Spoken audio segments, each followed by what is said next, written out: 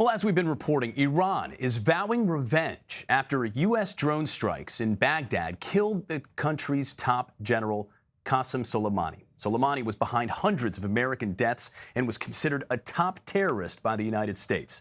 Thousands of American troops are now being sent to the region. That's in addition to about 700 soldiers who were deployed to Kuwait earlier this week after protesters stormed the U.S. Embassy in Baghdad.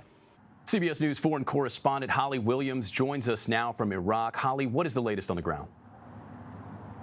Well, here in Iraq, the parliament is planning on holding an emergency session, and Iraqi politicians with close ties to Iran are calling for the roughly 5,000 U.S. troops based here in Iraq to be ordered out of the country in protest. That's important because, remember, Iraq is a crucially important counter-terrorism base here in the Middle East for the U.S. Also, the U.S. has ordered another roughly 3,000 troops to be deployed to the Middle East. The U.S. is urging American citizens to leave Iraq, clearly in fear of acts of reprisal. And the language coming from Iran is very harsh. They've called the killing of Major General Qasim Soleimani in a U.S. drone strike an act of international terrorism, and they have vowed to take, quote, harsh revenge. Yeah, you mentioned the revenge that they've vowed to take. Are we seeing any tangible steps, anything that could be a harbinger for things to come?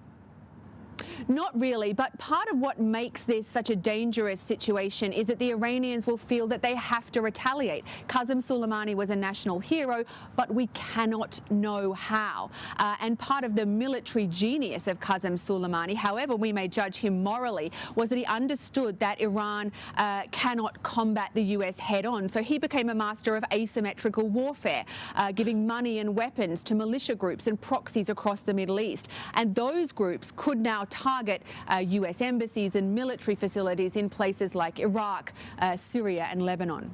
Soleimani, as we know, of course, was an Iranian military commander, but he was killed by the United States on Iraqi soil. Does that dynamic complicate matters? Yes, it does. The U.S. is vying for influence with Iran here in Iraq. That's one of the main outcomes of the U.S.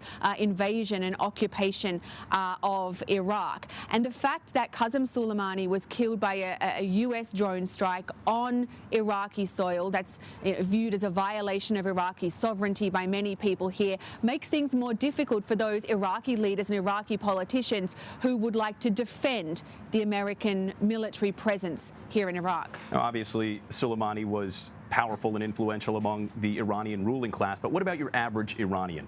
Did most people support him? How is the general public responding to his death? Yeah, he was a revered figure. He apparently came from very humble origins. When he was initially in the military, or emerging as a military leader, he was quite a shadowy figure. But in recent years, he's become a very public figure, something of a celebrity, really revered by some in quite a cult-like manner, and a source of national pride for many Iranians. Obviously well known not just in Iran, but throughout the greater Middle East. How are other countries in the region, the Saudi Arabias, the Israels, how are they reacting to the news of his death?